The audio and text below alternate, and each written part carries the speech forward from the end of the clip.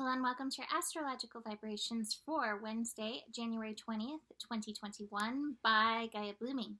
I am Mimi, and our energy mantra for today is I start my day with aligning my vibration. And today we have this Mars-Uranus conjunction. And I, sat around like really listening for what messages beyond the intensity, like we've been talking about this intensity building, but what messages are important beyond this? Now, what I think is very interesting is I often talk about Lilith energy and how the Lilith energy oscillates.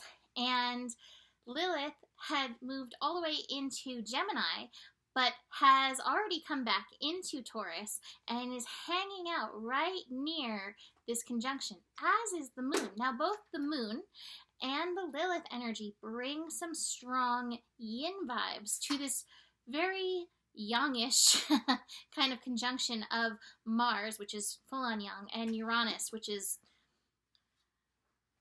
I would not give Uranus necessarily a yin or a yang vibe. It's definitely an entity and energy all to itself. So we're not going to go there with that.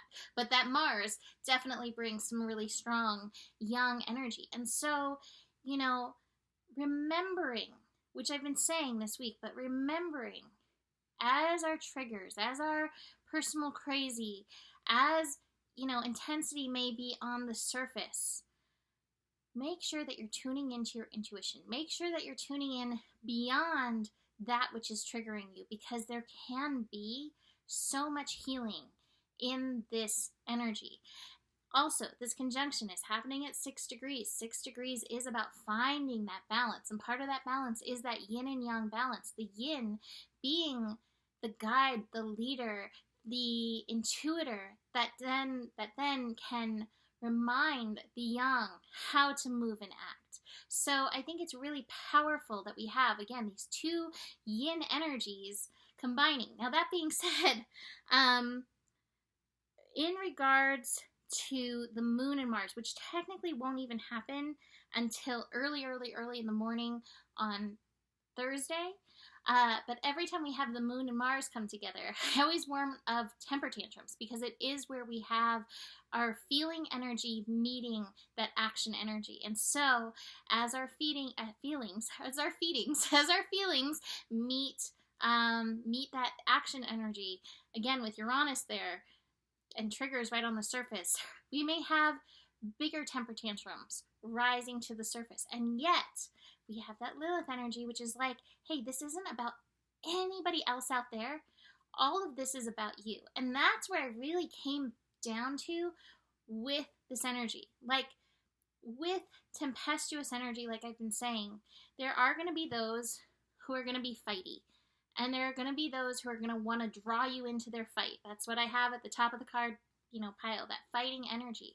And yet, you get to decide that you can go your own way. You get to decide your personal responsibility. You get to align your vibrational nature. You get to line up what is right for you and what is not. And so, taking back that authority will support you in and through this. For me, I don't think this is so much about making predictions about the world.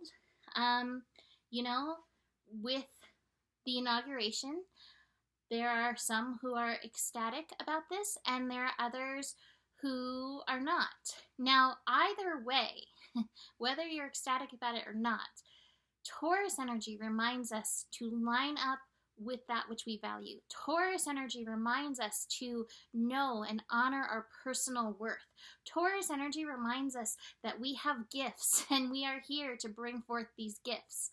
And so, outside of what's happening, or beyond what's happening outside of us, there is this personal level of sovereignty that is needed and is being reminded to us at this time with all of this Aquarius energy. So coming back to that, whether you like and support what is happening or not, that sovereignty is a very, very, very important lesson.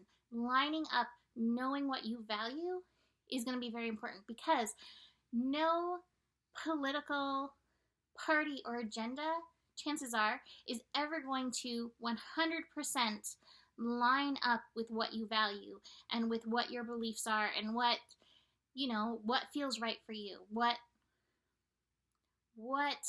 don't know what the right word is for this, but what settles in for you sovereignty wise.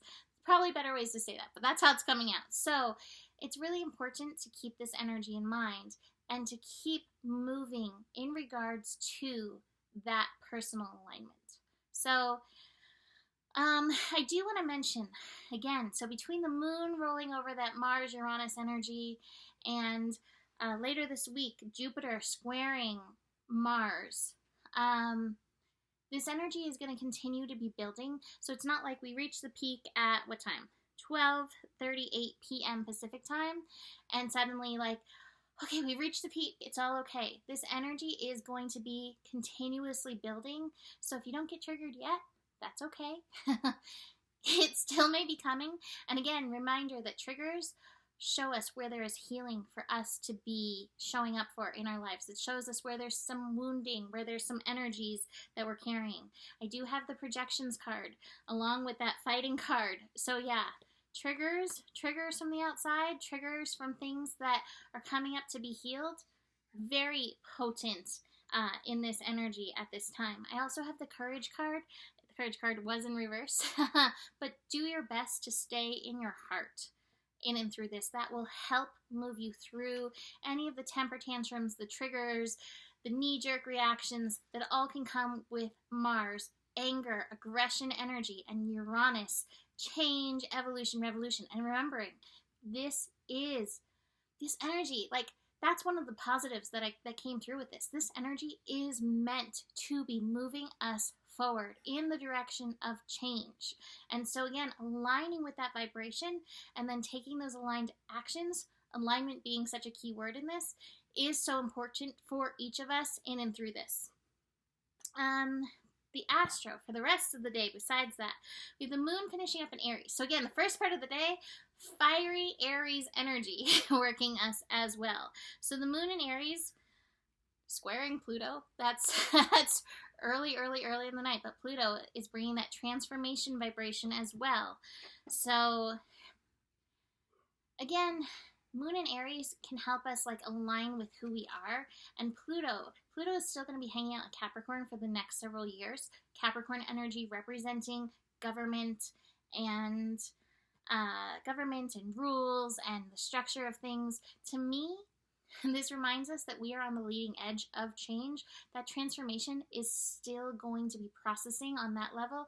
The government isn't going to catch up where we are on a personal level in our own ascension, evolution, etc.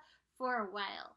But again, your work is to keep showing up and taking action with where you are. So that's what I'm kind of feeling with that square. But again, squares bring resistance, so we may feel a little resistance and all that. Let's see. Moon shifting out of Aries into Taurus, 10:56 a.m., so about 11 a.m. Pacific time. Now, lunar shifts can make like kind of void of moon feeling, so we may be feeling a little out of it, a little wonky. Moon in Taurus is definitely a quieter moon than that Aries energy, but that Aries energy may have like hyped the crowd, you know? So again, moon in Taurus reminding us, keep aligning with what you value. Keep offering your gifts. Keep bringing beauty. Keep bringing love. Do you have the courage to hold the vibration of love even as this energy is going on? It is not easy to hold the vibration of love when this is around, but can you do it? I believe in you. Let's see. Moving on. Sun in Aquarius squaring the moon. Change is slow. Slow and steady wins the race. So I think part of all of these lessons, and maybe even part of the triggers, is that we can't push the river. We can't push these changes to be in aligned with the time that we think it should be in. So again, how do we align in ourselves? How do we honor our values? And how do we take that aligned action? How many times have I said aligned? I swear that is like the key to all of this. Finally, moon in Taurus squaring Saturn in the evening. It's just kind of a square sort of a day. So, again, the progress is happening. It is happening slowly. And each of us has to be very aware what our own personal work is, rather than wanting everybody else to be where we are at. If you can keep redirecting your attention to yourself, that will really support all of this process. I do want to mention that the moon is going to align with Uranus 12:36 a.m. on Thursday, and so between all these Aquarius vibes and that, you may find sleep a little challenging. Just keep that in the back of your mind. Grounding, clearing your energy field. In fact, here, what am I going to use? I really love this little thing of clearing. I have some sage and some incense and some local little pine needles and all kinds of things in here. And I just really like to light it and let it smoke and help clear my space and clear my energy. So I recommend this. I recommend baths, yoga, whatever's right for you, just to support you in this energy, and just realizing it's tempestuous. It's not easy astro energy, and especially for those of you who have it specifically hitting places in your chart, this isn't easy energy, so just, be gentle with yourself. Speaking of being gentle with yourself and all of this, the traveling card. This card is a card of shift and expansion. So it's realizing, again, even if we don't necessarily see the evidence, stuff is happening. It's just happening slowly. So I've said that so many times, but it's just reiterated in these cards. So it's just trusting the slowness, but trusting that there is this deeper evolution that is happening. And again, I think the best place we can see it is where it is in our own personal lives, within ourselves. Where are you really seeing resistance? Where are you showing up in alignment with your values more? Where are you showing up for yourself more? Where are you coming into your gifts more? That's where you can look and be like, oh yeah, things are shifting, huh? So that is it for today. You can book a reading with me. Email me, mimiclark@gmail.com. Besides that, the better it gets, the better it gets. There's more than enough love in the world for you. You have the power, always. And stay curious. Namaste.